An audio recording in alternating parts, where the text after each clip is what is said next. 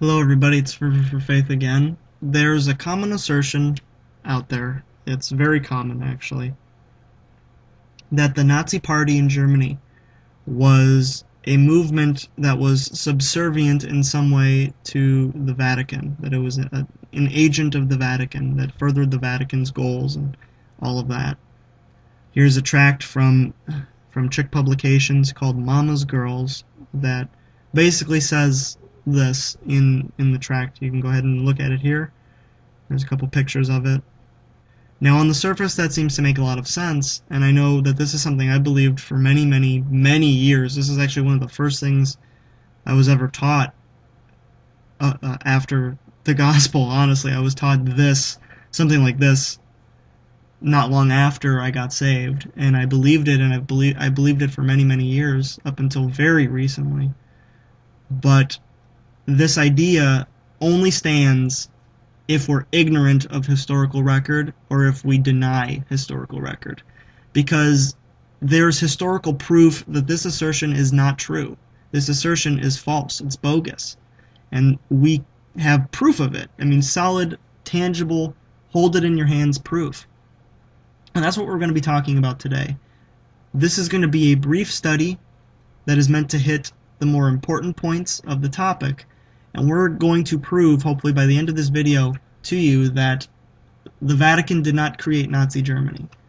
That the Nazi Party in Germany came about on its own and had its own development and was not subservient in any way to the Vatican. So that's what we're going to talk about today.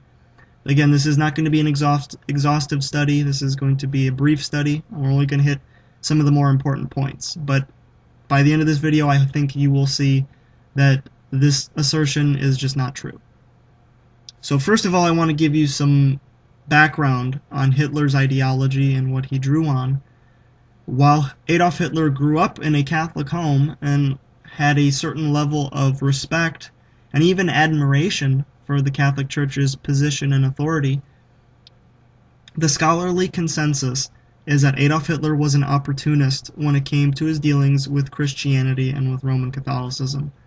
He made comments on the Bible and Christianity with a knowledge of who his audience was. So his main audience in Germany would be Lutherans and Roman Catholics. So that was his audience, and that he drew on that, on prior experience and on what he knew and the audience that he knew he had, and made comments about it in order to boost popularity, boost his standing, his image, all of that. He was an opportunist. He didn't really believe anything regarding the Bible or regarding Christian doctrine or anything like that. It was more so opportunistically shaping his own image, and that seems to be the scholarly consensus. Hitler made use of, for example, Martin Luther's pamphlet On the Jews and Their Lies, a very misguided pamphlet, but he made use of that as well as many other things like the charge of deicide, the charge against the Jewish people of having delivered up Jesus Christ to be crucified, as well as all of the pseudoscientific and social Darwinistic rhetoric that he believed and that he presented to his followers and to the German people. He used all of that to drum up racial prejudice and hatred of the Jewish people. The Nazi Party made an open show of presenting Jesus as an Aryan. Now, obviously, Jesus in the flesh was a Jew, but the Nazi Party made an open show of presenting him as an Aryan, as having fought Jews and having fought Judaism and the wiles of Jewry, as they would say. That was how they presented Jesus. That was the Nazified Jesus. And the Nazi Party also initiated the formation of a distinctly Nazi brand of Christianity, a completely separate branch of Christianity, dubbed Positive Christianity. And here's their flag, their symbol, their main symbol, here on the screen. In this branch of Christianity, this thing dubbed Positive Christianity by the Nazi Party, in it the Old Testament was thrown away. It was done away with, and the New Testament was changed to be Nazified, to be in line with Hitler's ideology of racial purity, of blood and soil nationalism, and those kinds of things.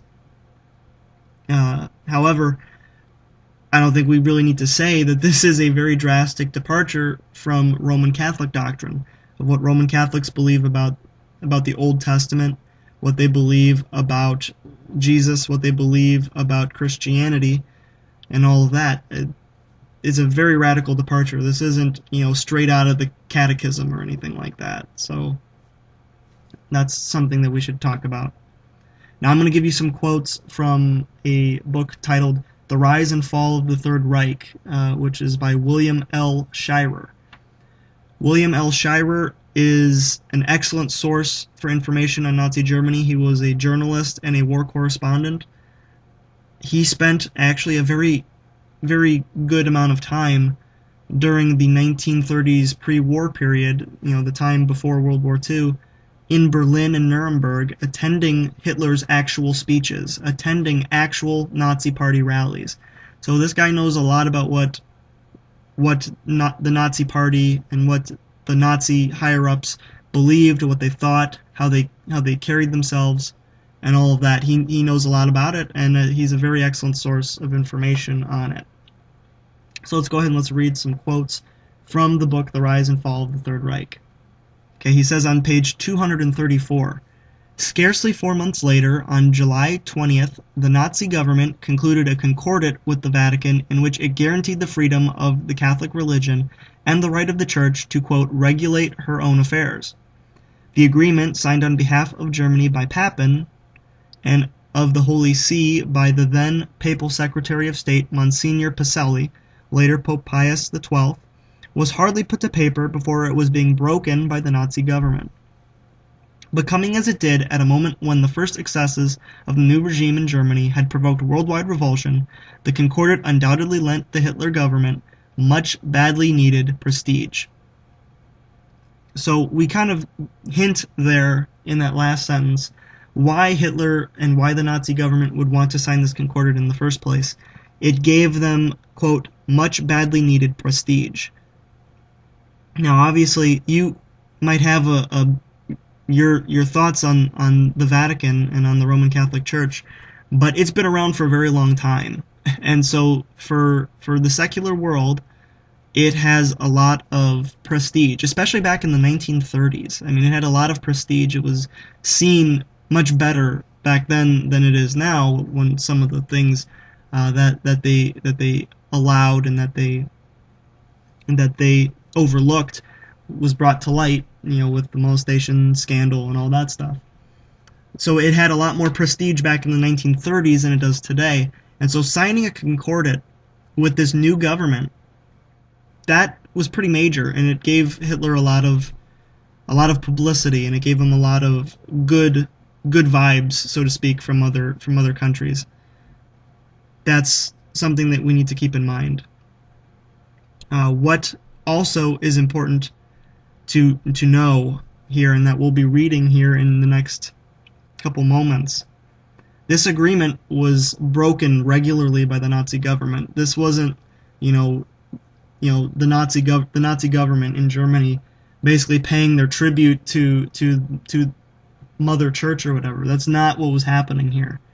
The closest associates of Hitler, people like Himmler, Heydrich, Bormann, Goebbels, etc., they weren't only anti-Jewish, they were also very anti-Christian and anti-Catholic.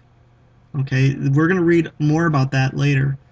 But they never had any intention, it seems, of keeping this agreement. It was always, it suited them at the time, and as we'll read later, they had other plans for later.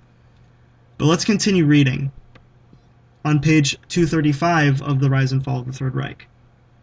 5 days later, the first steps were taken to dissolve the Catholic Youth League. During the next years, thousands of Catholic priests, nuns, and lay leaders were arrested, many of them on trumped-up charges of immorality or of smuggling foreign currency. Erich Klausener, leader of Catholic Action, was, as we have seen, murdered in the June 30th, 1934 purge. Scores of Catholic publications were suppressed, and even the sanctity of the confessional was violated by Gestapo agents. By the spring of 1937, the Catholic hierarchy in Germany, which, like most of the Protestant clergy, had at first tried to cooperate with the new regime, was thoroughly disillusioned. On March 14, 1937, Pope Pius XI issued an encyclical, Mit brennender Sorge, meaning with burning sorrow. I hope I pronounced that right in German, but it means with burning sorrow, charging the Nazi government with, quote, evasion and violation of the Concordat, and accusing it of sowing the tares of suspicion, discord, hatred, calumny, of secret and open fundamental hostility to Christ and his church. So the June 30th, 1934 purge is known to history as the Night of the Long Knives. This purge was intended to stamp out any opposition to Hitler's authority in Germany. Any opposition at all. Erich Klausner was the leader of Catholic Action. Catholic Action was a Catholic advocacy group, basically, is what they were. They intended to influence society in a Catholic-friendly way. They intended to influence it with Catholic teaching, Catholic principles, etc. That was their goal. So if the goal of Catholic Action was to influence society with Roman Catholicism, why on earth would Hitler need to stamp out groups like that if they were fully on board with him and his policies? If his policies came directly from the Vatican, why on earth would he need to stamp out Erich Klausner and Catholic Action and all these Catholic publications and all of that? Why would they need to do that? It doesn't make a whole lot of sense if you think about it. Okay, here's a quote from the book Hitler, A Study in Tyranny by Alan Bullock. This is on page 219. Once the war was over, Hitler promised himself he would root out and destroy the influence of the Christian churches, but until then he would be circumspect. Now, we can get kind of caught up in definitions and things like that. People say, oh, well, the Roman Catholic Church isn't really Christian. And yeah, I agree with that. It's not Christian in the sense of following Christ. They're Christian in the sense of they have a veneer of biblical belief, but that's getting into a whole nother issue. What they're saying here is they're not just saying they're going to root out the influence of Baptist churches, or they're going to root out the influence of Protestant churches. They are saying they're going to root out and destroy the influence of all churches, whether they are Baptist, whether they are Protestant, whether they are Catholic, whether they are Eastern Orthodox, whether they are Mormon, or whatever. They're going to root out and destroy the influence of the Christian churches, and they do say that broadly. So the goal was always to use the churches until you can't use them anymore, until you don't need them anymore, and then you destroy them. That was the goal, it seems, from everything that we can read about the Nazi government.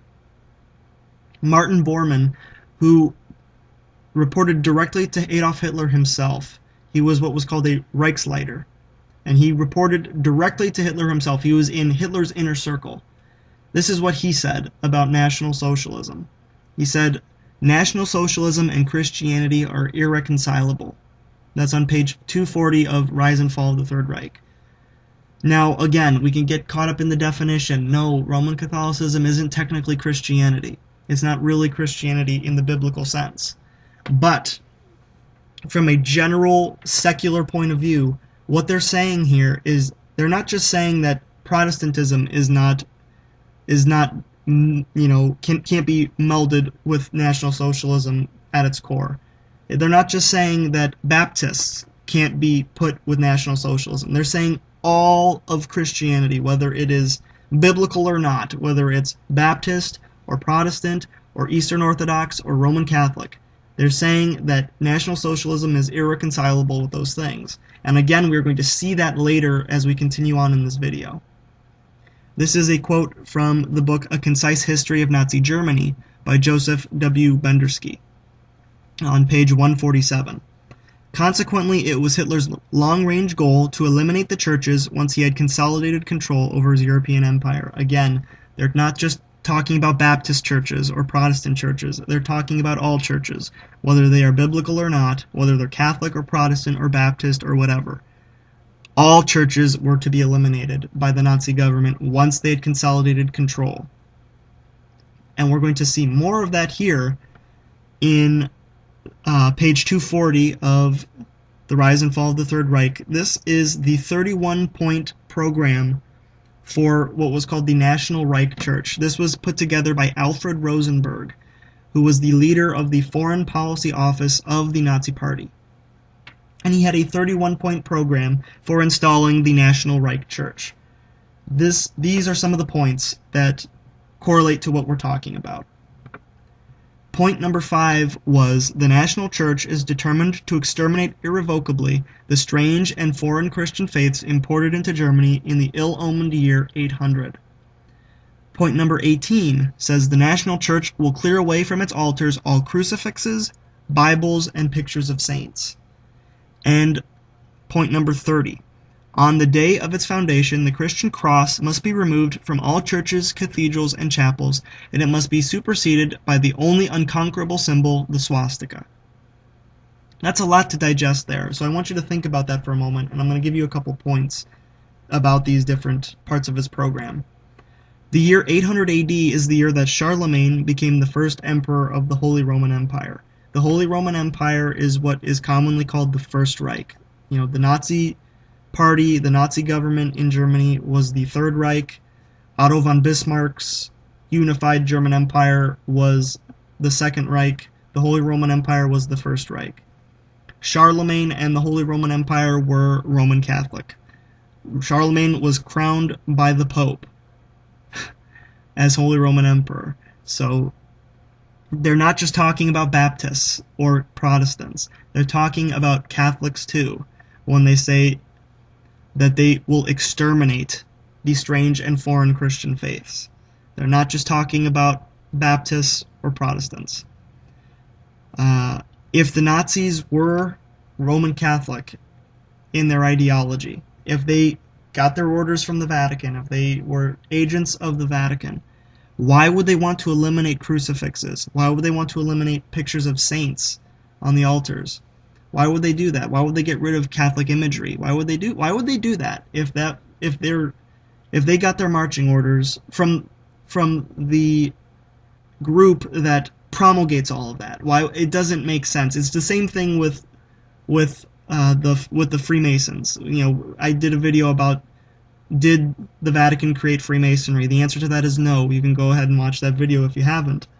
But it's the same thing. Like, why? I mean, if this was all part of the Vatican's grand scheme of world domination or whatever, there are many easier ways to do this than to create a psychotic madman dictator in a country and install him and have him persecute your own people. It's very, very strange. It doesn't make a whole lot of logical sense.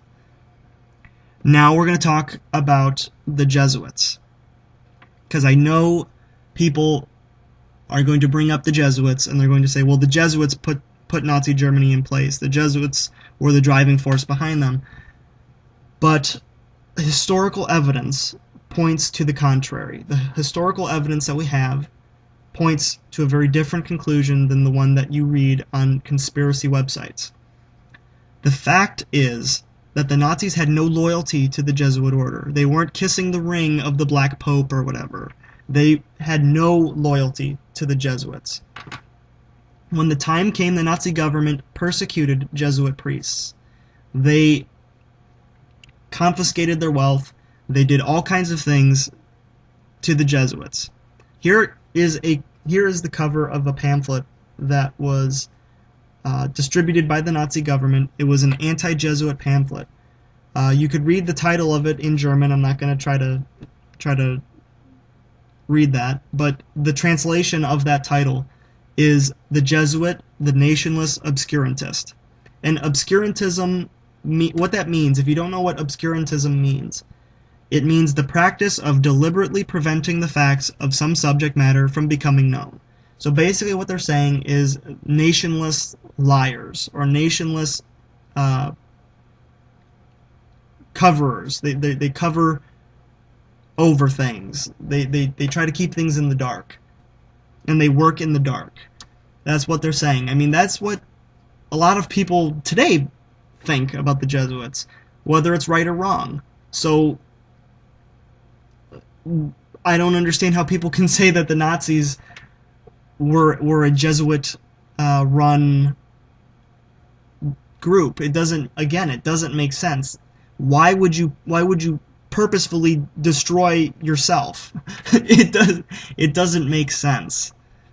Okay, I wanted to give you this quote here. I don't remember where this comes from, but I think that this shows me, shows everybody well what the thinking was and what influence the Jesuits and the Vatican had on Nazi Germany.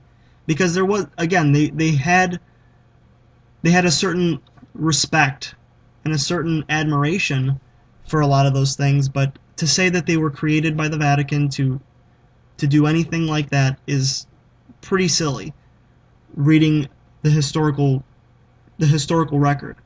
So I wanted to go ahead and read this quote. Himmler had been raised around Jesuits, and he admired their philosophies and orders, though by the time he reached power, one could hardly have called him a believing Catholic. Still, he found merit in the order, meaning the Jesuit order, and based some SS training on the principles of the group, which in the extreme included altered states of consciousness and meditations including mind over matter. There were Jesuits advising Hitler, and Jesuits imprisoned in the lagers, but the relationship to Nazi philosophies appears to be in methodology and process more than anything. So you see here, the conclusion we can reach from all of this, from all the historical record, is that the Nazi regime was not created by the Vatican to further its goals of world domination or whatever. That is not what the Nazi regime was. The Nazi government came about on its own, and it did borrow elements from the Catholic Church, from the Jesuit order, but it also borrowed elements from Protestants, like Martin Luther, from atheists as well, and even from pagan sources, because Himmler did have a soft spot for paganism, from old Germanic paganism. So they borrowed a lot of elements from a lot of different places. So we can't just say they came from the Vatican, they're a Vatican agent. That's silly. That's really silly, and it ignores or just outright denies historical records that they persecuted Catholic groups just as much as they persecuted Protestant groups or persecuted other groups.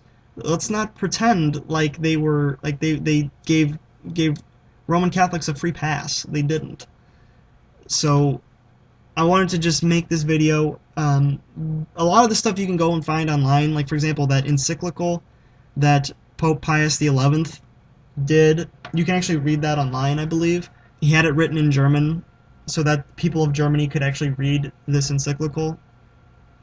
And it was basically just condemning the Nazified version of Christianity, that positive Christianity that we talked about earlier. It's interesting. It's very interesting because again, we were given this idea from conspiracy theory websites, conspiracy theory publications, things like that, that the Pope just signed off on the Nazi government. They could do no wrong. All that. It's not true. It's just simply not true. They were very much concerned with the way the Nazi government repeatedly broke the Concordat. So again, wanted to do this quick video and kind of explain this because I'm really getting tired of ignoring history. I mean, history is there for a reason. I think we should pay attention to it. I hope that this is a blessing to many of you. I hope that this is a help to many of you. I'm not trying to come down on anybody for it, but I want us all to be grounded in reality, to be grounded in historical record, what we know for a fact from history. And the idea that the Nazi government was created by the Vatican is just not historical, it's not factual, it's not real. Thank you for watching, and may God bless you.